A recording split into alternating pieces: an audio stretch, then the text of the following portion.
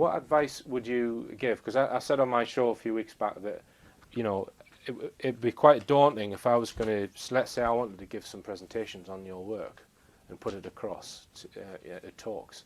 What advice would you give to people who want to try and spread the word about your work and perhaps organise their own conferences or broadcast on the internet and, you know, create their own groups to get this word out? What advice would you give to people who are wanting to do that? Because, you know, you're a university teacher, so you've had students. So what I've found is the most important with this is those basic elements. The buildings did not burn up, they didn't slam to the ground, but turned into dust in midair. And we know that because if they'd slammed to the ground, you'd see a pile of debris there. That didn't happen. If they'd slammed the ground, the bathtub would have been ruptured, and you would have flooded Lower Manhattan. That didn't happen. And if they'd slammed to the ground, the seismic signal would reflect that, and it didn't happen. So they didn't burn up or slam to the ground. They turned into dust in midair. That means something turned them into powder in midair. right. And that's what needs to be looked at.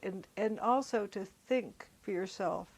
I think we got in this situation because we became, as a culture, became accustomed to people telling us what our opinion was, instead of keeping your own ability to think and make decisions.